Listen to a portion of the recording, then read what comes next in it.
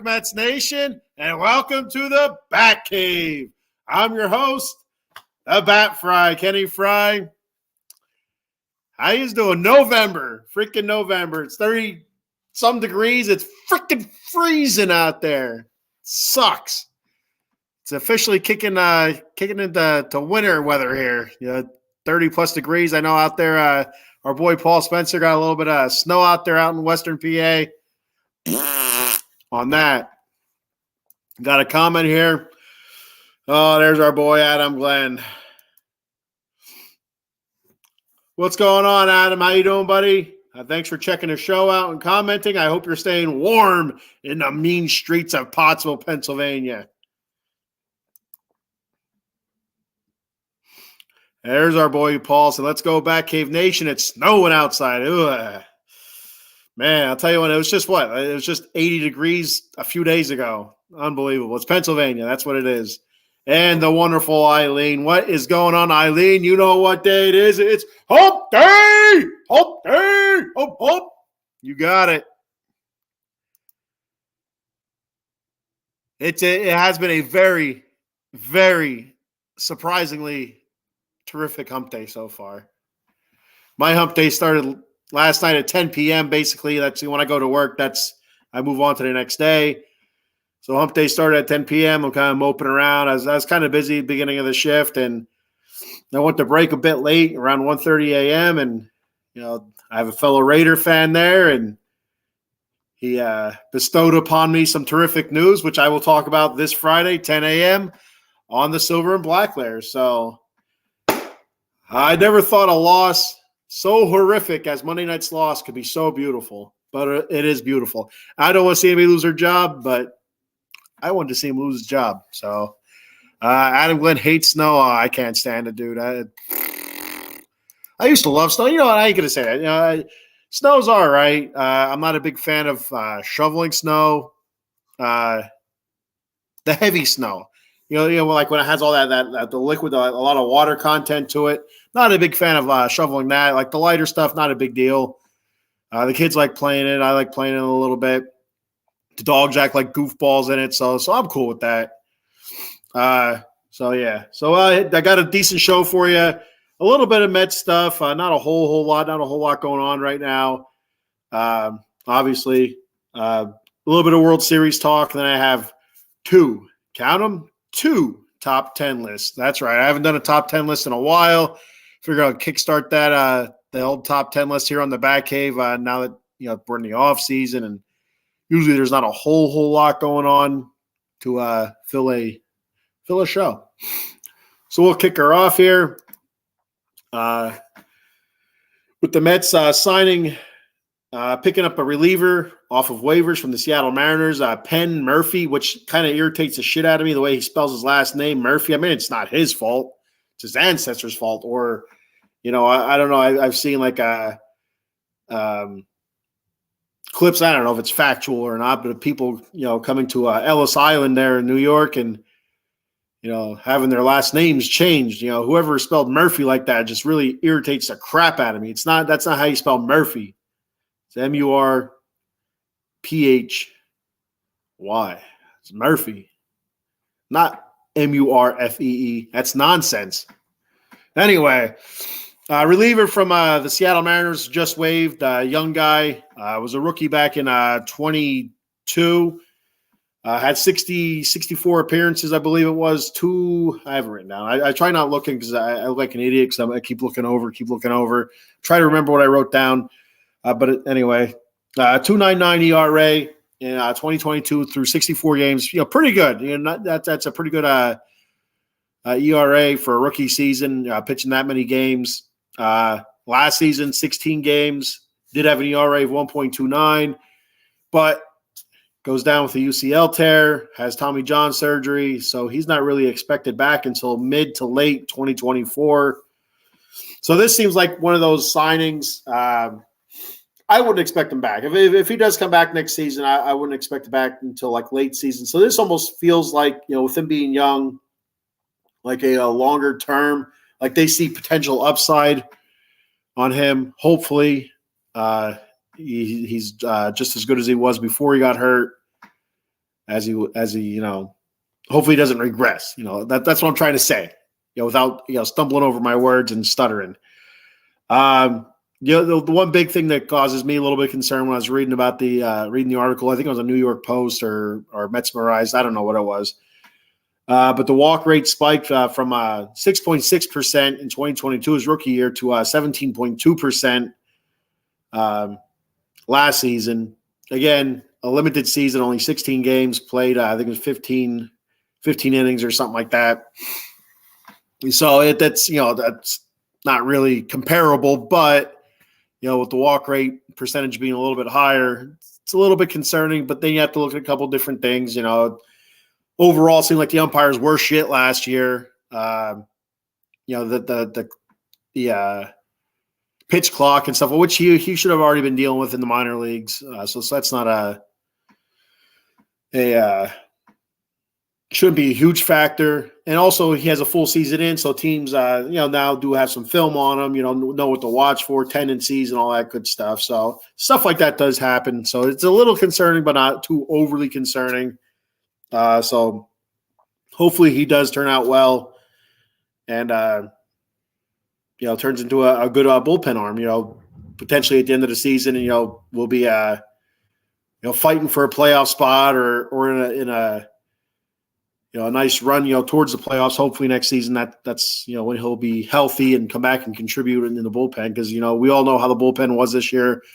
It was absolutely awful. And it needs to be revamped. It needs to be rebuilt. So that's a start. But again, coming off an injury, you don't know what to expect.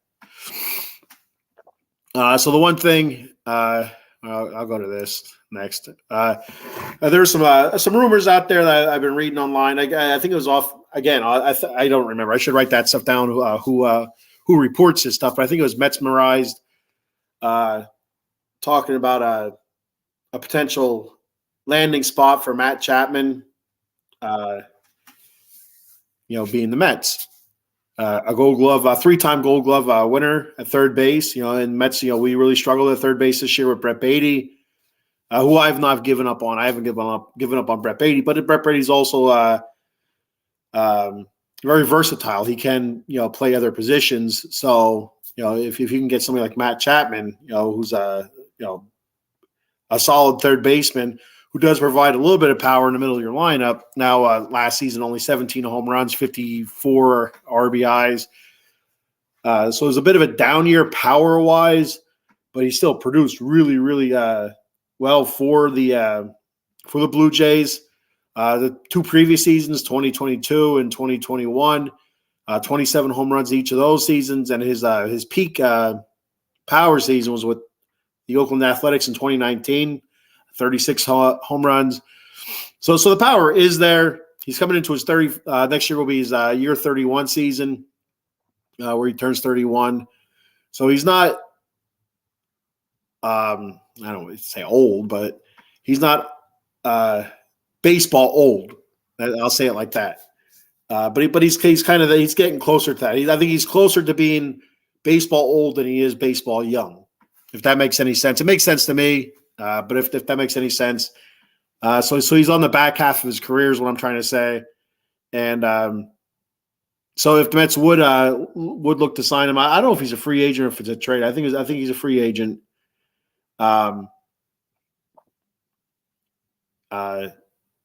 would be like a four. Probably, I would think like a three-year deal, maybe. So something like that, 3 to 4 years. 4 years might be pushing it, but I think like a 3-year deal. See how it goes. And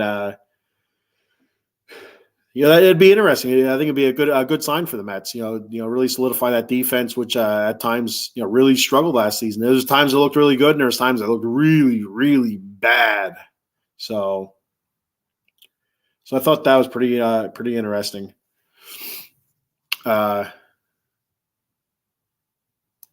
Moving on here. Like I said, I don't have a whole lot of Mets stuff, but I do have some. So Matt Harvey in the World Series. So today is the anniversary of Matt Harvey pitching in Game 5 of the World Series, where the Kansas City Royals end up beating the Mets. I think it was 3-2 or something like that. 3-2, 4-2. I don't remember the final score exactly, but I do remember the game because that whole season, Matt Harvey was kind of up and down pitching-wise for the Mets.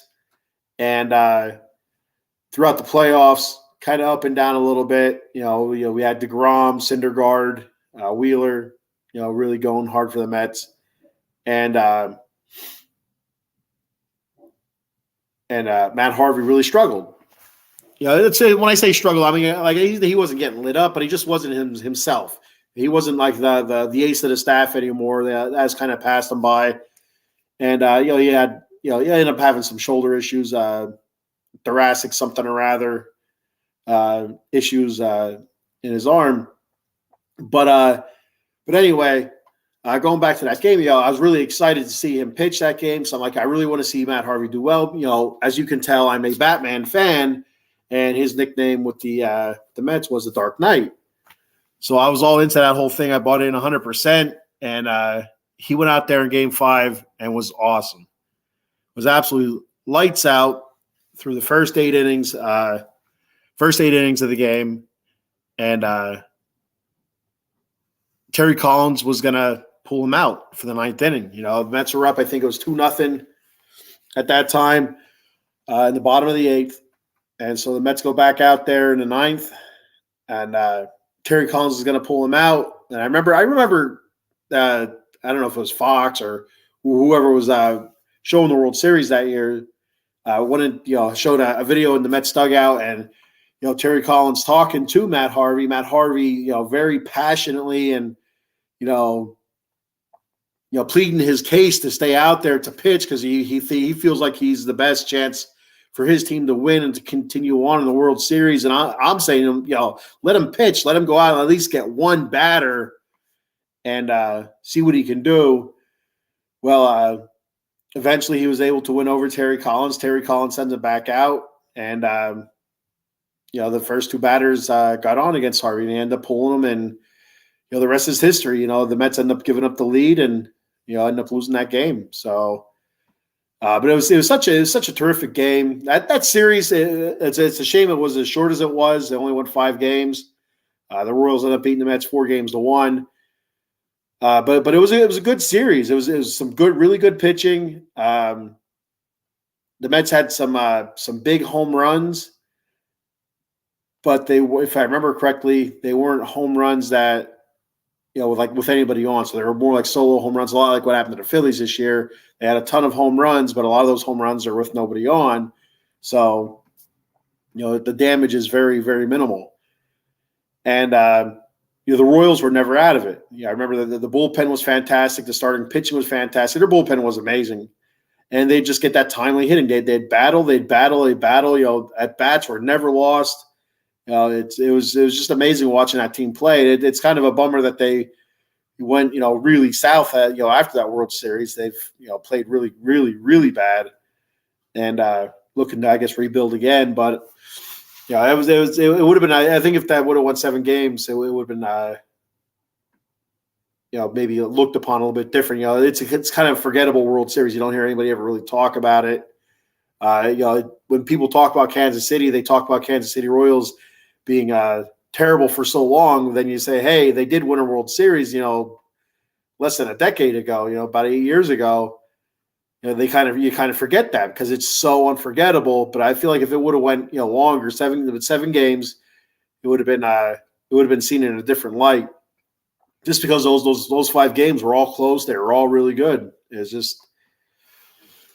was what it was, and I think I feel like the lone win the Mets got was Syndergaard pitching, and I feel like I remember the Mets were looking for a little bit of attitude out there, and Syndergaard went out there, was brushing people back and really staring people down. It was the attitude the Mets needed in that game, and that was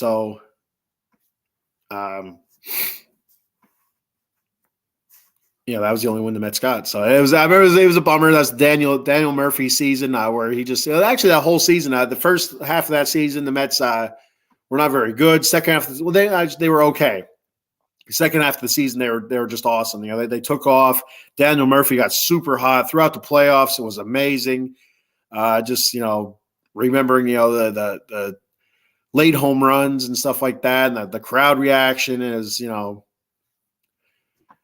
was bedlam at City Field. Bedlam at the blank. I ain't gonna get into that. That shit annoys me. Anyway, got a comment here from Adam Glenn. Should you sign Nola for 7 years? No, we should not sign Nola for 7 years. I wouldn't be opposed to the Mets signing Nola, but for 7 years, no way. I would go, at most 4. But to be honest with you, I'd probably go 2. There's his regular seasons haven't been all that great recently. So it's one thing to have a pitcher on your in your rotation, that's consistently good throughout the season and the playoffs. But if your pitcher's a struggle, it's like Noel's like a roller coaster throughout the regular season. There's some decent highs, some really bad lows, and a lot of in between stuff. You want somebody a little bit more consistent, and I feel like I'm not sure what Nola's age is, but I feel like he's a pitcher that could be on the back half of his career as well. Injury history, I don't think he's ever really been injured all that much. I don't think he's ever had the Tommy John issues, but of course that always lurks. That always creeps up on pitchers, so you never know. It's not anything that's really predictable. It's kind of you start noticing dips in velocity and stuff like that, and the telltale signs. But I wouldn't go 7 years. No way. 2 to 4, somewhere in that range, I would be comfortable with. What do you think, Adam? Do you think the Phillies should re-sign Aaron Nola? How many years do you think they should re-sign him for? I'm not sure how old Aaron Nola is either. I don't know. I feel like he should be in his early 30s, like a 31, 32, but I could be wrong about that. Let me Google Nola.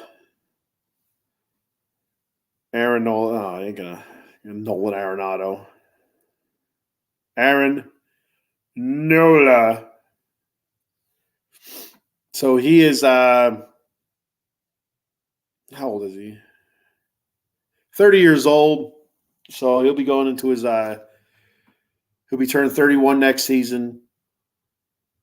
So yeah, I'd feel good about 4 years, to be honest with you. That take him to like 35. I wouldn't go too much past that.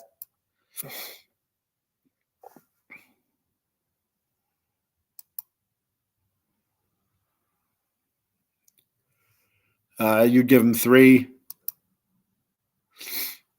He's 30, asked Siri. It's funny you say that, Adam. I was going to hook up Alexa. I have Alexa in the other room. I think Siri's an Apple thing. I don't have Apple. I have Android.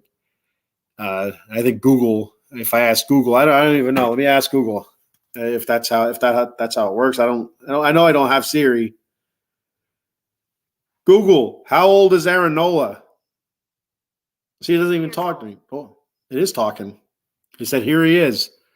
So that worked too. So I could have just did that. Thanks for the tip, Adam Glenn. So we'll move on to the World Series here. That's all I have on the Mets. Like I said, not a whole lot going on right now. I wouldn't expect there to be a whole lot going on until after the World Series. And, then really the managerial hunt, heats up. And, if we do look for a GM or not, I'm not really sure. Like I said, why you'd need a GM if you're president of baseball operations, the guy that's going to be running the show. Usually that's what the GM does. And I could be wrong. I have no idea. I'm not a baseball executive guru or anything like that. So I'm not a guru of anything. Maybe of like a bread pudding or something. A guru of bread pudding. I love bread pudding. Adam Glenn says it's football season. It's hockey season. Fucking football team sucks. Baseball team sucks. The hockey team is decent. So we'll say it's hockey season, Adam Glenn. And I'll be talking some hockey and football this Friday night or this Friday morning, 10 a.m. Silver and black layer from pigskin to puck. All right, so moving on from Matt Harvey World Series to the regular World Series. How about that? See that? So last night was game 4 of the World Series. Rangers commanding lead 3-1. Really took it to Arizona last night. The final score 11-7 wasn't even that close. They pecker smacked them pretty good. But I'll rewind it to game 1. I'll do a quick breakdown of each game.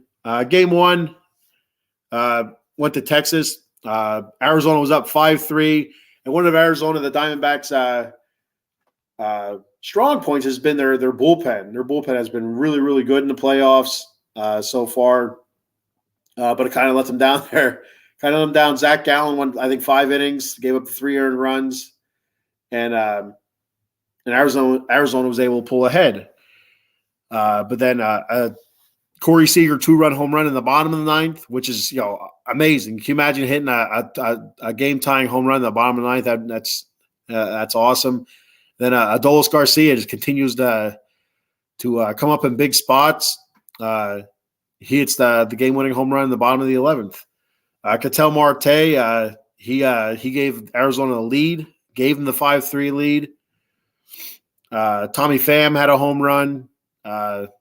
Ketel Marte also had a double besides that. So the usual suspects that have been playing well for Arizona throughout the whole playoffs: Ketel Marte, Corbin Carroll, Tommy Pham. He has played really good for Arizona, as well as what the hell's his name? Christian Walker. So game 1 goes to the Rangers in a dramatic fashion. What a way to kick off your World Series that everybody's like, poo-pooing on. You have the Rangers and Diamondbacks. This sucks. This blows. Nobody wants to watch that. That's a pretty good way to start off your World Series. I'm not sure what the ratings look like, but you figure after game 1, more people would tune in, to check out. Hey, maybe we have something going on here. Game 2 did not go well though. Game 2, Arizona wins. Diamondbacks bounce back from that the heartbreak to take a 9-1 win. So you figure Texas at home, losing 5-3 all the way to the 9th. The fans are dejected, probably already leaving when Seager hit that bomb, and then they come back all reinvigorated and excited for their team. Took game 1 just to get their asses spanked red by Arizona. So. If I'm a Rangers fan after game 2, I'm really concerned, because we got lucky in game 1, and then we got destroyed in game 2, and now we're going back to their house. So that would be that'd be very concerning to me.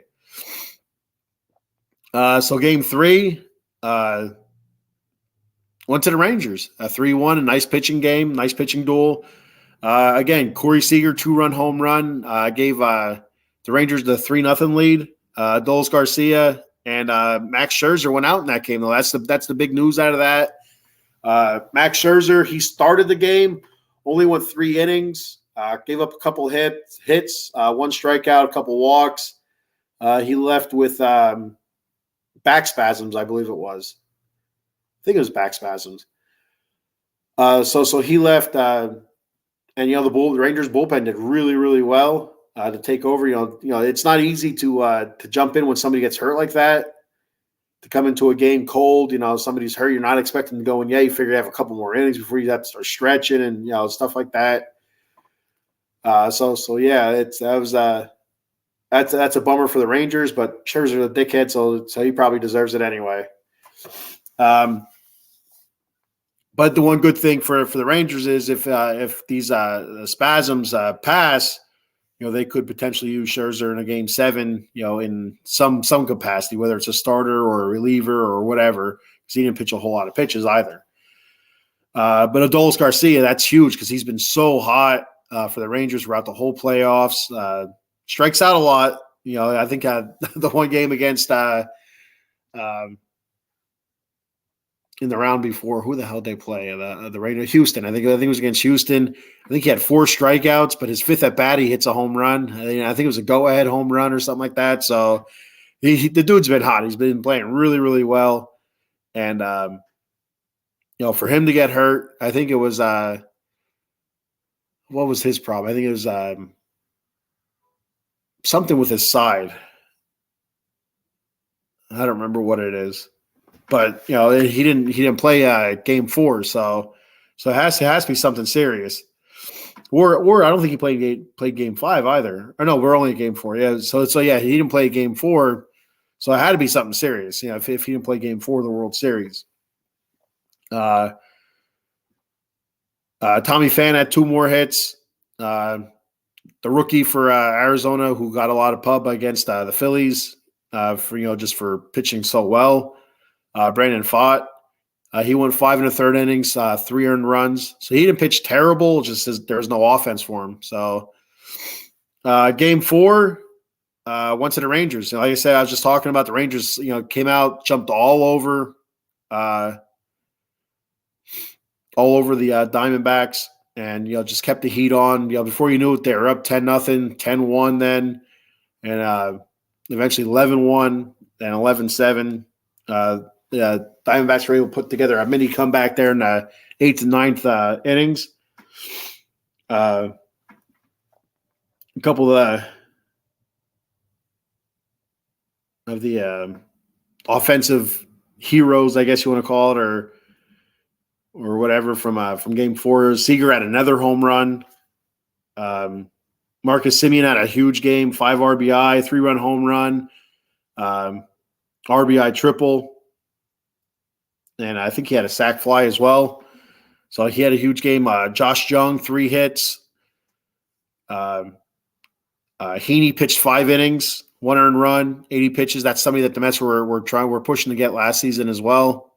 He ended up going to Texas, obviously, because he's pitching in the World Series. So he pitched a hell of a game, 80-some pitches. So there is a chance that if there is a game 7, they could use Heaney, or even a game 6, with 80 pitches thrown. Ketel Marte had 3 more hits. He's played really well. Christian Walker, 3 hits. Yuri Gurriel, 2 for 3, 4 RBI. So, he had a 3-run homer and a sac fly as well. Gurriel did. So right now, the way it looks, if you're looking at World Series MVPs, right now with the Rangers, winning, you'd have to look, Adolis Garcia, Corey Seager. If it fits me, man, that's tough. I think Adolis Garcia would have to be the guy to get it if he comes back to play the rest of the series. I know could potentially only be 1 game left, but if he doesn't come back and Seager has another big game, they might go to Corey Seager, because both guys throughout the whole playoffs have played phenomenal in the World Series by themselves. By itself, they've both been on fire. So I would have to imagine if you're putting your money down on MVP, it'd be one of those 2 guys. If for some reason the Diamondbacks were to come back, I'd look really hard at Ketel Marte. He's had a huge playoffs, and the World Series he's hit really, really well. And Corbin Carroll has played okay in the World Series. He had a decent playoffs. Tommy Pham, has played well in the playoffs. But if you had to pick somebody from Arizona, I'd probably go Ketel Marte over anybody else. And I don't think Arizona's going to come back. 3 games to 1. I think that's pretty much it for Arizona. Just can they stretch it out to a game 6? Maybe make the Rangers sweat a little bit. We'll have to wait and see. Got a couple of comments here. Nose is itchy.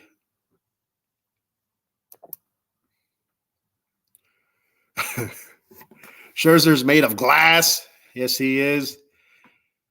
Dickhead glass, no doubt. I can't stand the guy. I've never liked him. I say this every show I talk about him. I say I never liked him. Even when the Mets signed him, I was happy. I was excited. But like, man, he's such a dickhead, though. He's a dickhead. Some people can't help it. He can't help he's a dickhead, I don't think.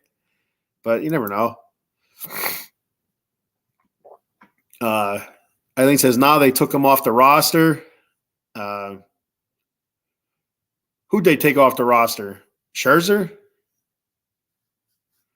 not sure who. Okay, there we go. Maybe read the next comment. How about that? Both Scherzer and Garcia off the World Series roster. It's his oblique. Man, that's tough because Garcia was playing so well. Eileen, do you think Garcia still has a chance to win the World Series MVP? I mean, Scherzer, either way, whatever. It's you don't know where you're getting with Scherzer. Like I say, he pitched 3 innings. He pitched okay. But, second time, third time around in the batting order, if he would have gotten that far, they would have lit his ass up. That's Scherzer in a nutshell right there. It would have been bombs away. So they might have been better off that he did get hurt. But the Garcia one, that does hurt. But a commanding 3-1 lead, they don't have to worry too much, I don't think. Stacy Northrup, what's going on, Stacy? Good morning. You can check Stacy out 11 a.m. on Sundays, the Big Blue Power Hour. The New York Giants football team. Who do the Giants have this week? Let me think. Oh, they have the Antonio Pierce-led Las Vegas Raiders. That's right. Good luck to the Giants this week. The one thing the Raiders do have going for them this week, Stacy, is that usually a team, after they fire their coach and they have an interim head coach like that, usually that team plays really well for the interim head coach, but we'll see what happens. It's the first time Antonio Pierce has ever been a head coach, and there's a talk that the Raiders might make a quarterback change, which I think they should, go to Aiden O'Connell. When they fired, I don't want to get into too much Raider talk here because I want to say that for Friday, but they fired McDaniels and Ziegler. They should have sent Jimmy G and Hoyer packing with them. I don't know, carried their bags or something. I don't know. Myron Green checking in. What's up, Myron Green? Thanks for checking out the show. Thanks for commenting. Stacy says Garcia and Scherzer are done for the season. Thank you, Stacy.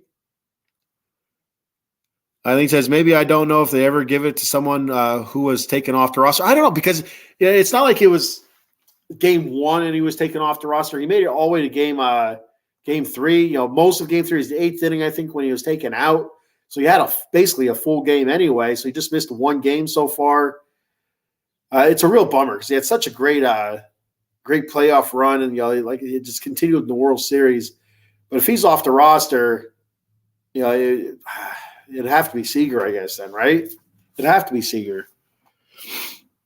That's going to be interesting.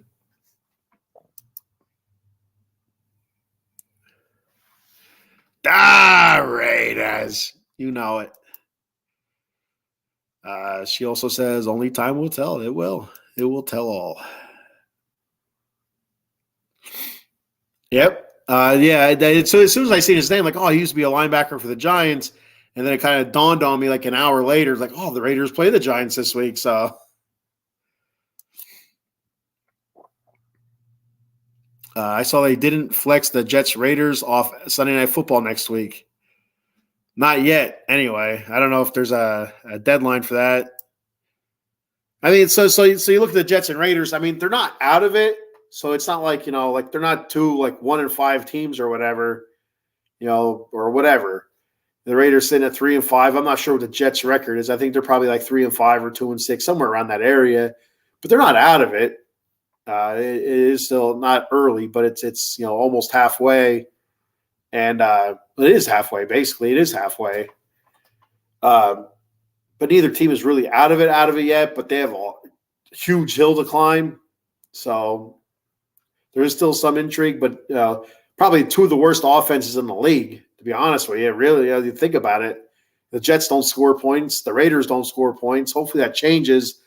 Now we have somebody different calling plays, and they give a little bit more freedom to the quarterback. And hopefully Aiden O'Connell is the quarterback, because I've had enough of Jimmy G. I can't talk about the Raiders. The Raider talk is Friday. But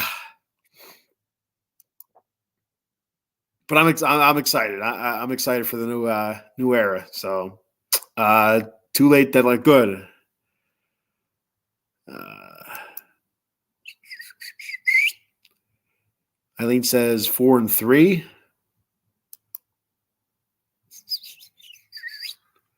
And Stacy says 4-5 for the Jets. I think, yeah, I don't think they're. I don't think they played 9 games yet.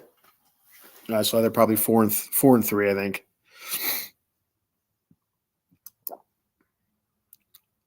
Eileen says, "Adam, see what we do to Ken." Get him on tangents. Yeah. Well, I'll tell you, Eileen, I'm so excited. You know, I was so happy. I can't wait to talk about it. And I even thought about.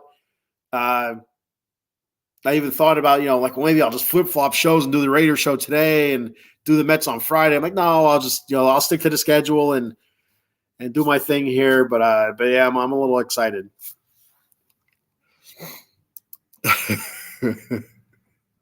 Hey, Eileen or Stacy, I get it. There's stuff that I put out. I type it, I hit enter. It's like, oh shit, I tried delete. It's like but it's no big deal. All right, so that's all I have for the World Series. I think Arizona will win the next game, but I do believe that Texas will close them out in Game 6. I'll be shocked to shit if it goes 7 games. If it goes 7 games, I don't know. You know, that could be heavy Arizona because, like I said, their bullpen is a really good bullpen, and if they can get a lead, you know, I know the series it doesn't seem like they've pitched all that well. I guess they haven't pitched bad. They've been kind of we'll just say that they've been the bullpen. All right, so I'm gonna go ahead and do I got 2 top 10 lists. If you're just joining me, I got 2 top 10 lists. I haven't done this in a while. So I was trying to think of, what to do because I don't have a whole lot of stuff, a whole lot of Mets stuff to talk about right now. Hopefully that changes in the next couple of weeks. And I'm like, how can I fill a little bit of time? Because I don't want to be off, in a half an hour or whatever. I wanted to stretch it out a little bit. And, I figured my ums and uhs only take me so far, or my blank stares at the screen can only take me so far, that I got to add something, content wise, I guess. So I added 2 top 10 lists, and what can I do? I'm like, well, we just had Halloween yesterday. Happy Halloween, right? And I'm like, well, last year I think I did a top 10 Halloween candy. So I'm like, I can't do that again. I'm like, well, maybe I should do horror movies. I'm like, no, I feel like I did do a top 10 horror movie thing. I don't remember. But I'm like, well, here we go. I'm going to do the top 10 horror themed type songs. Now it's just they're songs that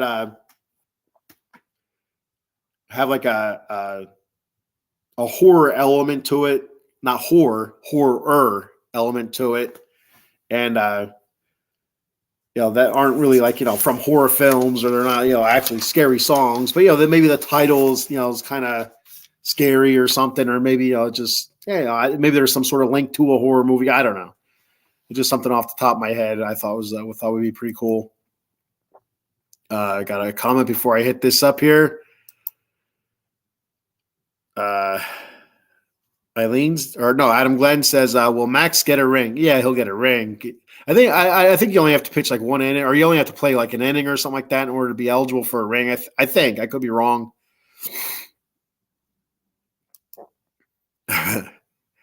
I would laugh if you did your top 10 rom-coms. I could do that. I could do that. I'd have to go back and investigate what a rom-com is. Because there's some movies that I consider comedies, but are romantic comedies or a rom-com that I didn't realize that might be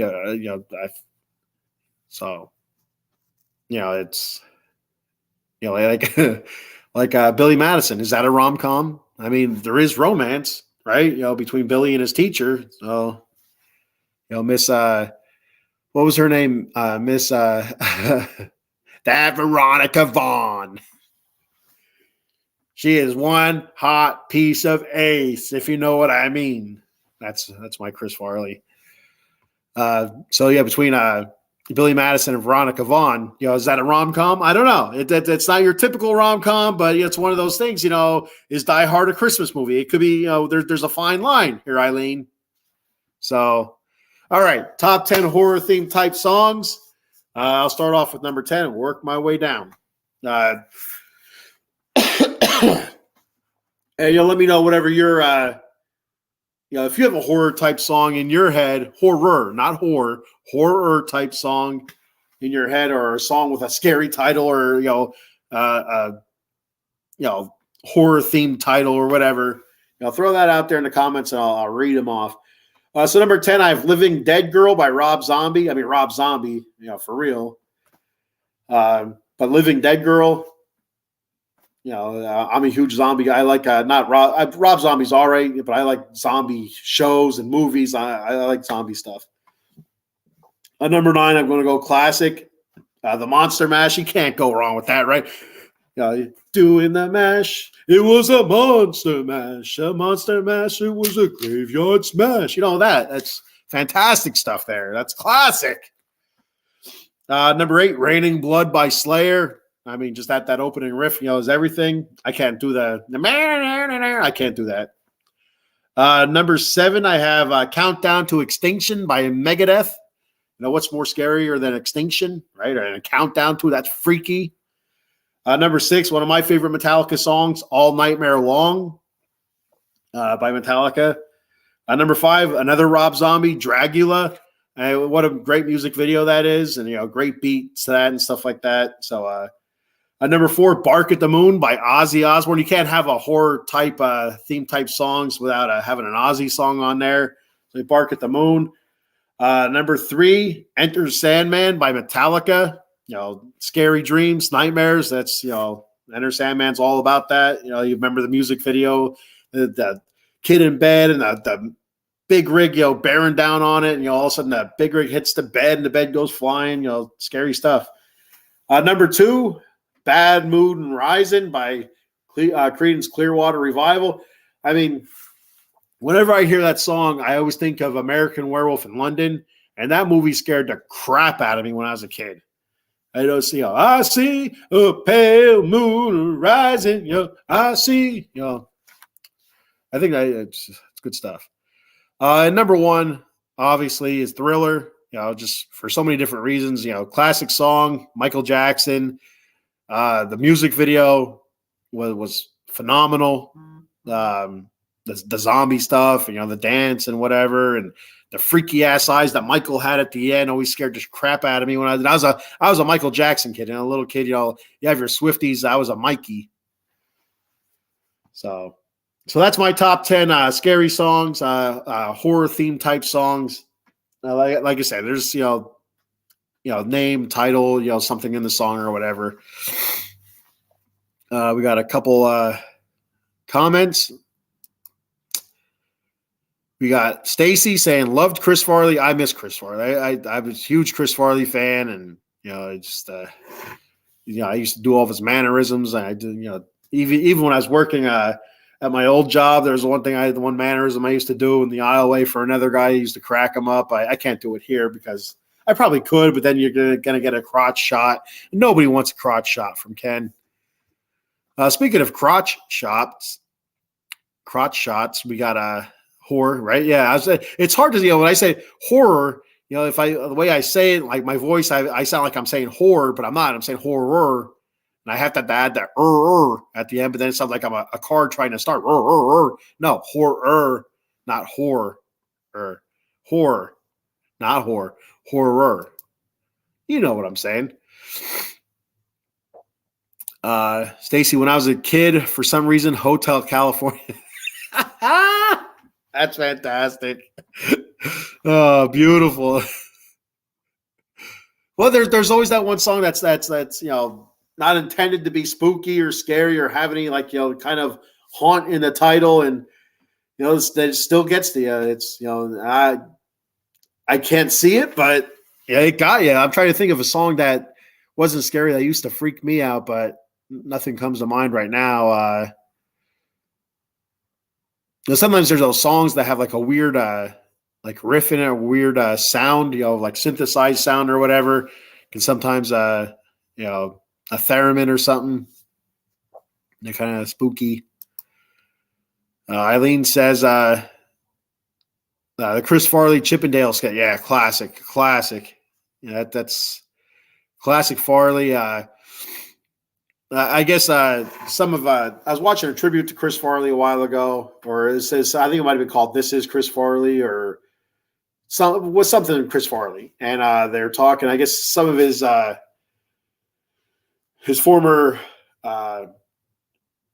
showmates or whatever the hell you want to call them, castmates from SNL said that that skit devastated him because poking fun at his weight, and so you're taking a shirt off and all that stuff, and just the laughter. Yeah, but I just don't understand it because that's how he made his living. Crashing, that physical comedy, crashing into stuff, and I don't know.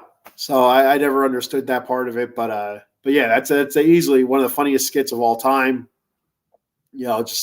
Patrick Swayze and Chris Farley next to each other, and the dancing, phenomenal. It's maybe that's what I'll go as for Halloween next year. Go as Chris Farley's Chippendale. Shirt off. You got to go authentic. I think I'd make Chris Farley look skinny. That and his Van Down by the River skits, yeah, they were hilarious.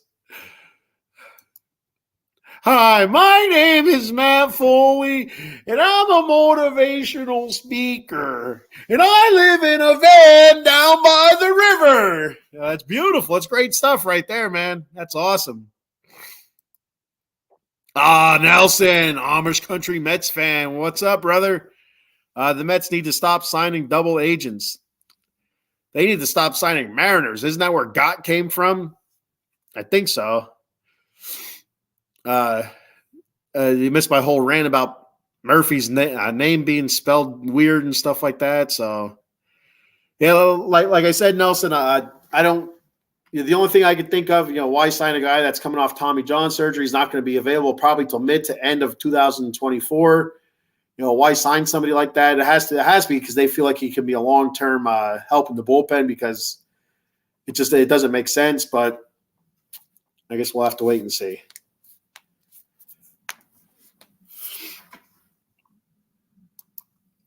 Yes, I agree. 100%, Nelson. The Rangers do need to close it out tonight. I'm rooting for the Rangers as much as Scherzer's a dickhead. And, as we were talking about earlier, he's off the roster. Garcia's off the roster, which is a bummer. But just to get this over with and get the offseason, rolling so we can get some more some Mets news, get ourselves a manager and stuff like that, and start getting this ball rolling for 2024. I'm ready, especially with I'm sure you understand this. With your wife being a Raiders fan, we're ready. We're ready to move on from football season already. I mean, as great as this morning was, 1:30 a.m. finding out that they fired McDummy and Ziegler, sent their asses packing back to New England. They should have taken Jimmy G and Hoyer with them. But I'm sure that I don't know if your wife's a McDaniels fan, but I'm sure she smiled when she heard the news that they fired McDummy. You think you're actually rooting for the Reds? I guess you're what, a Giants fan? I think I know Chris does some Giants content. Chris from CPNY Sports. So it's going to be neat to see Antonio Pierce though coaching against the Giants. Just for nostalgia reasons. He was a really good linebacker for the Giants for quite a few seasons. All right, so moving on to my next top 10 list here before I get the hell out of here. So today, November 1st, is National Vegans Day. And I have nothing against vegans, nothing at all. I could care less if you're a vegan. I don't care what anybody is, to be honest with you. You have the whole pronoun gimmicks going on now, whatever. I don't care. I do not care one bit Uh, but I'm not going to get into it, but I don't care. None of that stuff bothers me. I'm not, it doesn't occupy my mind more than a second a day. That's, it doesn't. Yeah, I don't care what you are. You be you, and I'll be me. So I figured, instead of doing top 10 vegan meals, I did top 10 non-vegan meals. So there we go. So I can understand that. And I figured most of my audience probably are non-vegans. So that's what I'm going to go for. Top 10 non-vegan meals. So let me know what your top, what kind of non-vegan meal you like, or even if you're a vegan, what vegan meal you like. I don't know. So top 10 non-vegan meals. Number 10, a meatball hoagie. Now, I like my meatball hoagies with mushrooms and cheese and stuff like that, and that's non-vegan. Cheese comes from, dairy. Dairy comes from cows, and, of course, the meatball is, the cow. Number 9, chicken parm. I like my chicken parm with some, pastas. You got the spaghetti, some sauce, and then chicken parm on top with some sauce. Man, love some chicken parm. Homemade chicken parm. Mrs. Frie, I'll tell you what, Mrs. Frie made chicken parm. I think it was 2 or 3 Christmases ago or something like that. A lot of work, but it is fantastic. It was awesome. Number 8, milkshakes. Again, milk, dairy, so it comes from the cow's titty.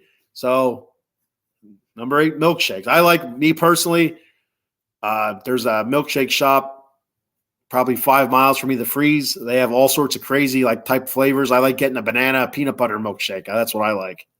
The cup is just monster, and it's big old thick straw, trying to suck it through there, and your eyeballs are popping out. It's beautiful. I'm getting excited for a milkshake now.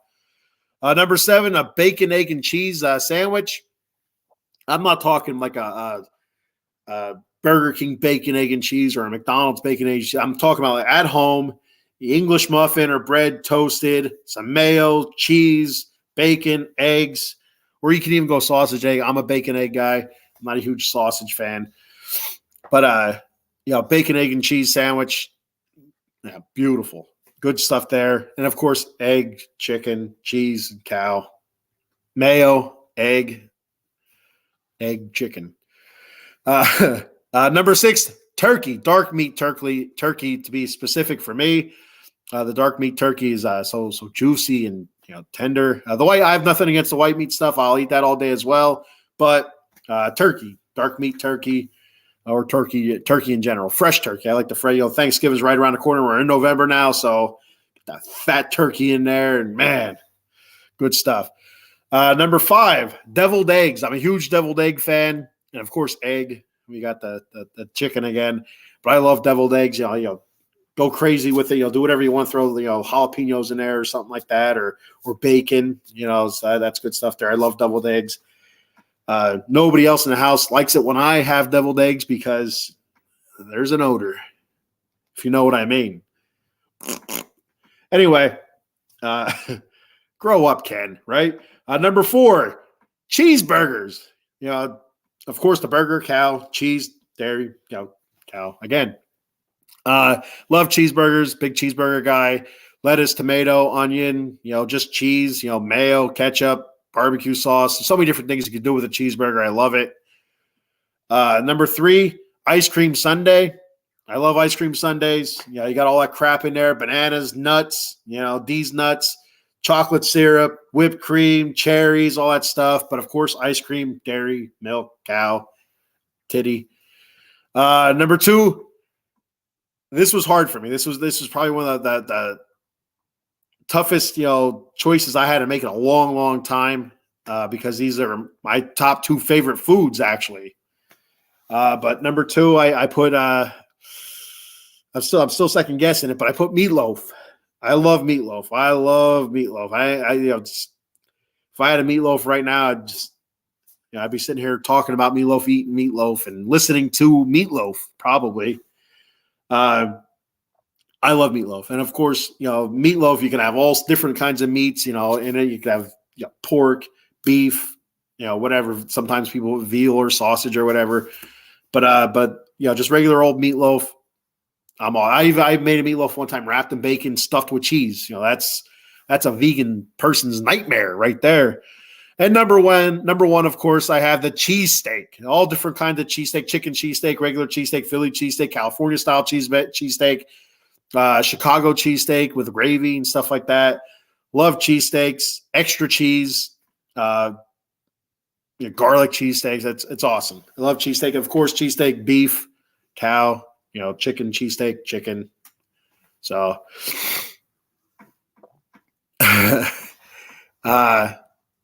all right, let me catch up on some some comments here. All right, so we have Stacy with her confusion of WTF. So what the? Is it going to show? Is it not going to show? There we go. Stacy, WTF. Non-vegan. Today's National Vegan Day, but we went non-vegan, so that's what that WTF is for. What football team does Jen like? She likes no football team. So, real quick story on that, there, Adam Glenn. So, back in 2002, my wife, where she worked, they had a little gambling going on. They had every week they'd have football picks, and you could pick your team, and you could win money. So she goes, well, if I'm going to do this, I want to pick a team. And I said, well, go ahead. And she goes, well, I like that coach that the Raiders had, John Gruden. John Gruden went to Tampa Bay. She goes, I'm going to root for Tampa Bay. So, that's cool. I said, the Raiders, Tampa Bay, kind of a little bit similar. So, all right, that's cool. And, of course, history, we all know that the Tampa Bay Buccaneers destroyed the Raiders in the Super Bowl 2003, and she laughed at me. And she hasn't watched a snap since then. So, yeah. But she doesn't watch sports, unless one of our kids are playing. Eileen says, bacon, egg, and cheese. Hell yeah. I didn't eat breakfast yet, and I'm going to eat something before I go to bed. And it's not going to be bacon, egg, and cheese. It's probably going to be a waffle, but still. Eileen's laughing, which is good. I like when people laugh. Adam Glenn says, you love any good fat ass. I know you mean you love any food fat ass. I know that's what you mean.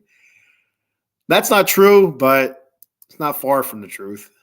Eileen, do you put veggies in your meatloaf? Yes, I will put onions, celery. I think that's about it. We don't go too crazy with the veggies in the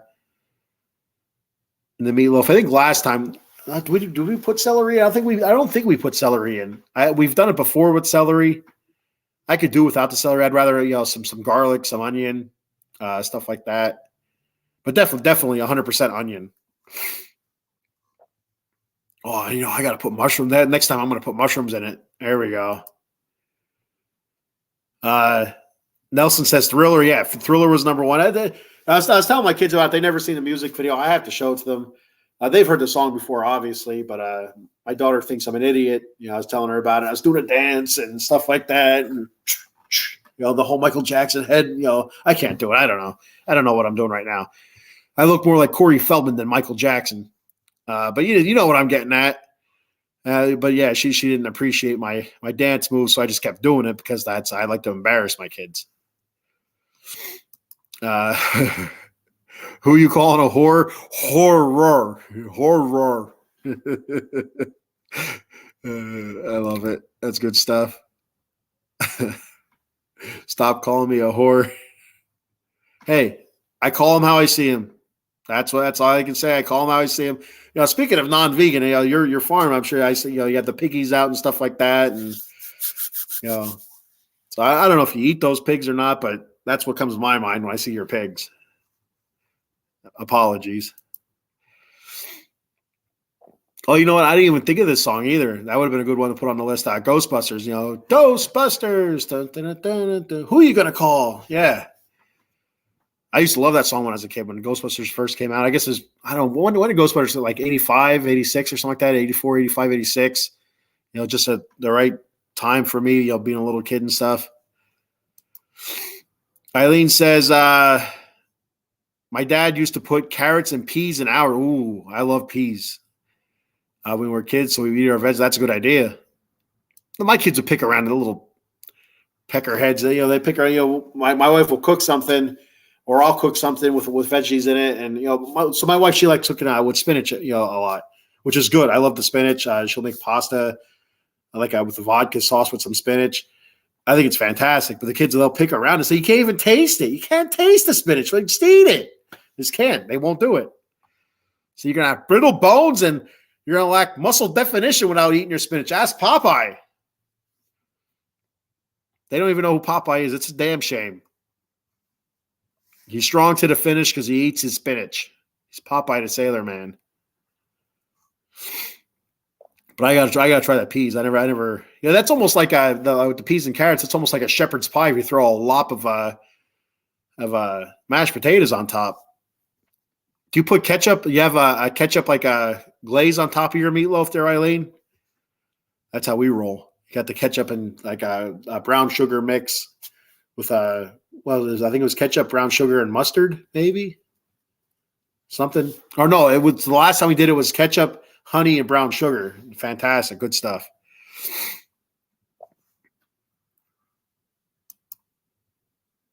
Tomato sauce. I've had it before with the tomato sauce. I usually like when you go to a restaurant and I order a meatloaf, there'll be like a tomato sauce on top, which it isn't bad. I like it, but I'm the ketchup guy. That's how my mom used to make it. She used to make it with cornflakes instead of breadcrumbs.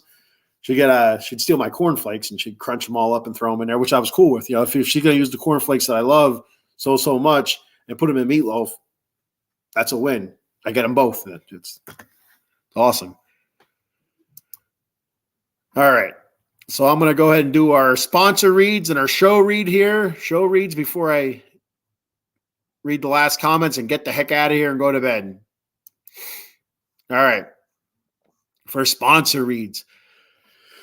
Let me clear my throat. That's that song. I'm going to start with the OG sponsor, the original gangsta sponsor here, Jason Fine, attorney Big Al. You can reach Big Al at 1-800-HURT-123. That's 1-800-HURT-123. J Fine Law specializes in motor vehicle accidents, slip and falls, workman's comp, and personal injury claims. They have 3 office locations throughout Pennsylvania and New Jersey. In New Jersey, the offices are located at 3 Greensward Lane, Cherry Hill, New Jersey. The phone number there is 856-209-5258. Then in the steel city of Pittsburgh, Pennsylvania, it's located at 500 Grant Street, Suite 2900. That phone number is 412-365-8151. And then in the city of Brotherly Love, Philadelphia, Pennsylvania, the offices are located at 1628 JFK Boulevard, Suite 2120. The phone number there is 267-888-2980. That's Jason Fine, attorney Big Al. Tell him the Out of the Box Sports Entertainment guy sent you. Then Monkey Colt Coffee. Love me some coffee, just not right now because I want to go to bed. We have the OG coffee, the bourbon chocolate chip infused coffee. Fantastic. My personal favorite is the toasted coconut rum. Very good coffee, very aromatic. They also have a Sumatran medium roast blend coffee for all you coffee lovers out there who don't like the fancy coffees with a flavor and stuff like that. You want the regular balls to the wall coffee, and then you go to Sumatran blend there. That's good stuff. And they also have their newest blend, an organic blend. And I say this a lot. I'm going to keep saying it because I think it's funny. I don't know how to say the name. I don't know if I should say it like with Latino flair. Put a little bit of panache, a little Latino panache to it. Or do I say it like a hillbilly? So I've been saying it like a hillbilly, like the Latino. I have to go like Peru, La Florida. That feels like Latino to me. I don't know if that's how I'm supposed to say it, or if I'm supposed to say it, like a hillbilly. It gets, we got an organic blend from Peru, La Florida. I don't know if that's how I'm supposed to. I don't know. So I'm going to say like a hillbilly. The newest blend is an organic blend from Peru, La Florida. It's part of their global gourmet collection. Didn't get a chance to try it yet. I can't wait to try it. But I'm right now. I have I think a half a bag of coffee left, so I got to finish that off first before I make my next order. So after you fill your shopping cart up with all that coffee, head over to the swag shop and get yourself a T-shirt with their mascot Roderick on the front there, drinking his cup of coffee in his nice little red robe. Get yourself a coffee mug, a tumbler, the cold brew pitcher set, K-cup adapter. And don't forget the Paradise Rum Cake. The Paradise Rum Cake is really good, not too strong. Some rum cakes are really strong. Doesn't have a very strong rum taste to it, so it's good. It's very moist. And at checkout, use that promo code OOTB Sports for 10% off. The promo code, once again, is OOTB Sports for 10% off at monkeycoltcoffee.com. All right. So our shows for the rest of the week here. Tonight, 8 p.m., you have College Football Frenzy. 9:30 p.m., Dem 215 boys. Talking Dallas Cowboy football. I think they might have a guest on tonight. I'm not 100% sure, but I'll put it out there anyway. Because what's the worst that could happen, right? They don't have him. 9:30 p.m. special guest Chet Chesko from Philly Press Box, because it is Eagles week, so you have that tonight at 9:30 p.m. Then Thursday we have 6 p.m. NFL Weekly Pick'em, 7 p.m. NFC East War Room, and 10:30 p.m. Sixers versus Rappers postgame show. Friday, 10 a.m. That's when I'm on next. Silver and Black Lair. 10:30 p.m. The Atomic Drop podcast with Crown Jewel. We'll be doing our Crown Jewel picks. I will probably, more than likely, 99% sure I will not be on that show. It is my work weekend.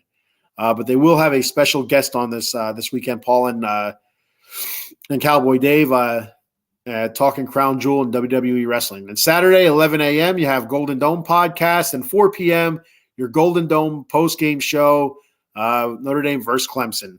Sunday, 11 a.m., Big Blue Power Hour. 1 p.m., Eagles versus Cowboys pregame. 7:45 p.m., Sixers versus Suns postgame.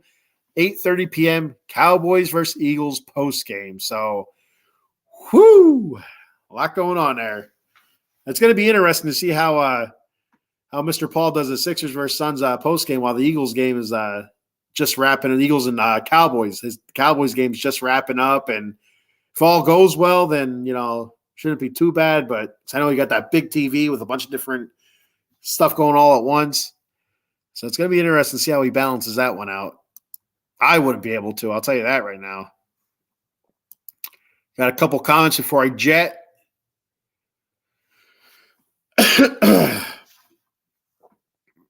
All right. She hated him. That's his wife. Nelson's wife hated Josh McDaniels. She's a Raider fan.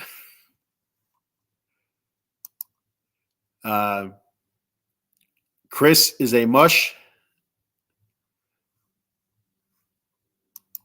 I don't know. All right. Cowboys suck, Adam Glenn says. There we go. Oh, yeah. Pizza. Oh, man, I forgot. I didn't even think about pizza because of the cheese and stuff like that. I didn't even think about it. Damn.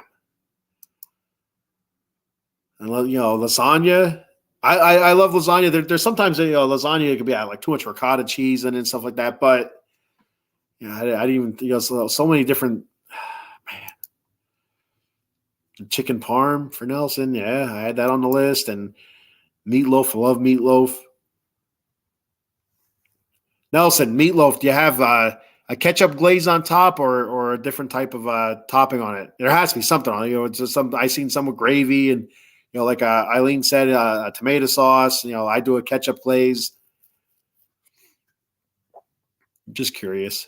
You can check the Amish Country Mets fan, Nelson, out. Check him out on social media at the X, formerly known as Twitter, at Amish Country Mets fan. Same thing with YouTube, at Amish Country Mets fan, and all social media. I think he's on Facebook as well. Same name.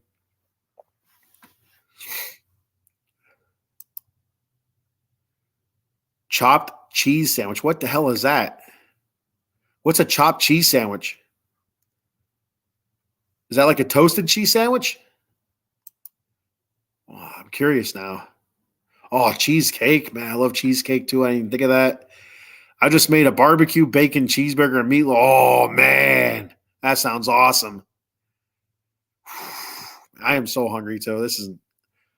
Yeah. Bacon, egg, and cheese is phenomenal. Damn right it is. Mouth is watering, drooling into my beard here. All right. So that's all I got for today. I'm going to go get something to eat now. I'm hungry. I'm going to get me some waffles and maybe some Cinnamon Toast Crunch now. I don't. I guess that's vegan. Cinnamon Toast Crunch is. I guess a waffle's vegan too. I don't know. I don't know what kind of animal is in waffles, but maybe there is an animal in waffle. I don't know. So that's all I got. So be sure check us out of the Box Sports Entertainment, Facebook, YouTube, X, formerly known as Twitter. A little bit on Twitch. I think we might start leaning away from Twitch. We'll see what happens. We're also on the Instagram and TikTok. You know, the kids call Instagram the gram, or they might call it the Insta now. I'm not sure. I think it changes from time to time. Once the older folk catch on, they like to change it up on us. So, Out of the Box Sports Entertainment, got something for everybody. Think outside the box. We have some new shows coming up here really soon, and I'll let Paul talk about them more because I don't know if I'm supposed to mention it yet or not. So I'm not gonna. That's just err on the side of caution. All right, so that's all I got for today. Thanks for checking the show out. I wish I had more for you. That's all I got. So, but it was fun. You know, the top 10 list. I'll continue with the top 10 list. Maybe not two of them, but every week. Next week will be my last show before I take a week off and start going every other week until the start of the season again. So next week I'll have another new top 10 list, and we'll go from there. Thanks for checking the show out. Thanks for commenting, everybody. I appreciate it very much. So be sure to check me out Friday, 10 a.m., Silver and Black Lair. It's going to be a good one. And check me out again next Wednesday, 10 a.m., the Bat Cave. Same bat time, same bat channel. Let's go Mets. See ya.